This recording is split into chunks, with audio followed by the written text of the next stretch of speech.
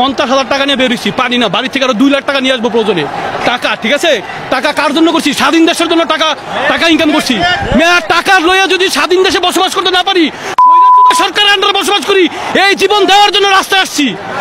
আমি বাইচা থাকার জন্য জন্ম হয়েছে না, বাপ চাচারা স্বাধীন করে গেছে, আমরা কার পালাবো? ওই রক্তই তো আমাদের শরীরে মিয়া।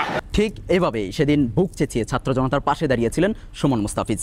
50,000 টাকা নিয়ে এসেছি, প্রয়োজনে বাসা থেকে আরও লাখ টাকা নিয়ে আসবো। ছাত্র জনতার আন্দোলনে আপনি আসলে কেন সংযুক্ত হয়েছিলেন এবং সেই 50,000 টাকা নিয়ে যাওয়ার কাহিনীটা আসলে কি? মেয়েদের উপর যখন লাঠিচার্জ করা হচ্ছে, ওদেরকে আঘাত করা হচ্ছে, ওরা আহত হচ্ছে, তখন তো আর এটা তো মানে আর ঘরে বসে থাকার মতো সিচুয়েশন কারোই তখন ছিল না, আমার মনে হয় না। কিছু দোকান থেকে কিছু জিনিসপত্র নিয়ে আমি তাদের পাশে দাঁড়াইলাম। একজন আমাকে বলতেছে এত টাকা খরচ করতে চাই। আমি যে টাকা কত? আর টাকা এখনো 50,000 টাকা সাথে আছে, আরো বাসায় আছে, প্রয়োজনে নিয়ে আসবো, যা আছে তাই নিয়ে আসবো। আন্দোলনটা করার পরে যুদ্ধটা হইলো, যেই লোকগুলো শহীদ হইলো, যারা আহত হইলো, যারা নিহত হইলো, ওদের বিচারটা কি হইলো? ওইগুলোতে কিছুই হইলো না। যারা প্রথম ঘটনাটা ক্রিয়েট করেছে, তারা কিসের জন্য করেছে? তাদের একটা দাবি ছিল। আমার কি দাবি ছিল? আমি সুমন মুস্তাফিজের তো কোনো দাবি ছিল না। আমার দাবি ছিল আমি অসহায় মানুষের পাশে দাঁড়াইছি, মানুষকে অত্যাচার করতেছে, অন্যায়ের বিরুদ্ধে প্রতিবাদ করেছি। আর যারা প্রথম আন্দোলন শুরু করেছিল, তাদের কিন্তু একটা দাবি ছিল কোটা। তাদের দাবি ছিল বৈষম্য বিরোধী আন্দোলন ছিল, তাদের বৈষম্য থাকবে না, তাদের দাবি ছিল কোটা। আমার দাবিটা কি ছিল? আমার তো কোনো চাওয়া ছিল না। আমার চাওয়া ছিল আমি স্বৈরাচারের বিরুদ্ধে, আমি অন্যায়ের বিরুদ্ধে প্রতিবাদ করতেছিলাম। তাহলে আমি তো নিঃস্বার্থভাবে গেছিলাম। আমার ভাইদের উপর, আমার ভাইদেরকে নিহত করে, আহত করে, তাদের বিচার কি হইলো? সবাই সুবিধা মতো সবাই উপদেষ্টা বানায় নিল, সবাই মতো করে সুবিধা করে নিল, সবাই দলবাজি করে নিল, টেন্ডারবাজি করে নিল, সবাই দল গঠন করলো। আজকে দল গঠন করছে, এখন আর জুলাই যোদ্ধাদের বিচারের কোনো খবর নাই। এখন এক পাইছে জুলাই সনদ দেখে আমরা বসে বসে আঙ্গুল চুলবো। ভাই, আমার জুলাই যোদ্ধাদের যে অত্যাচার করলো, অবিচার করলো, ওইটার বিচারিত করলো না। ওইটার বিচার নিয়ে সেকেন্ড টাইম কখন সে আবার রাস্তায় নামছে রাস্তায়। 2 দিন মিডিয়া যায়, জুলাই যোদ্ধাদের বিচার হবে।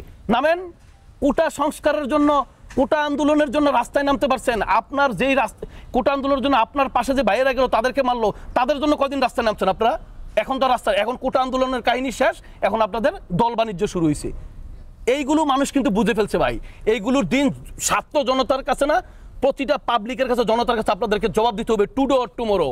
মনে রাখবেন, আপনাদের পাশে দাঁড়াইছি, আমরা মানবতা দেখাইছি। এটা আমাদের অন্যায় না, আমাদের রক্তে এটা আছে। মানুষের উপর অন্যায় করতে দেখলে আমরা প্রতিবাদ করি, এটা আমার রক্তে আছে, আমাদের রক্তে আছে, যারা আমরা যুদ্ধে গিয়েছিলাম। আমরা মানুষের উপর যেই সব কাহিনী করা হয়েছে, এগুলোর কোনো বিচার আপনারা করেন নাই, এই বিচার নিয়ে কোনো কাহিনীও বলেন নাই। আপনারা আপনাদের মতো করে এখন আপনারা দলবাজি করছেন। মানুষ তো আমাকে প্রশ্ন করে, আপনি বলছেন না, আমাকে প্রশ্ন করে, ভাই এত কষ্ট করে দল করতে গেলেন, রাজনীতি করতে গেলেন, কি হইলো? এখন সবাই কি করতেছে? যারা হোস্টেলের ডাইল খাইছে, 200 টাকার গেঞ্জি পরছে, রিক্সা ভাড়া দেওয়ার অভাব ছিল না, তারা বক্সি নিয়ে চলে, পাঞ্জাবি পায়জামা পরে চলে, তারা টেন্ডারবাজি করে, কোনো উপদেষ্টার বাপ টেন্ডারবাজি করে, কোনো উপদেষ্টার ভাই টেন্ডারবাজি করে, এ মুখে দল করতেছে, দল করে দল নিয়ে খুব হিবি চিবি চলতেছে, প্রোগ্রাম করছে। টাকা কই পায় ভাই? কই পায়? দল করে অফিস করে বললো, কই পায়? আমি কোনো কিছু বলতে কি ভয় ফিল করব? আমি যদি ভয় ফিল করতাম, আমি যখন যুদ্ধে গিয়েছিলাম, আমি যুদ্ধ থেকে বেঁচে আসবো, এটা কি কেউ কল্পনা করছে কোনোদিন? আমি কল্পনা করছি? আপনি যে মিডিয়ার লোক, আপনি হৃদয় কি কোনোদিনও ভাবছেন শেখ হাসিনা চলে যাবে দেশ থেকে? আমি কি মরার চিন্তা করছিলাম? আমি গিয়েছিলাম তো আমার যে ভাইয়েরা শহীদ হইলো, আমার যে আমি ওই যে নাফিজের বাবা মারা আমি দেখেছি, তাদের কষ্টটুকু আমি দেখেছি।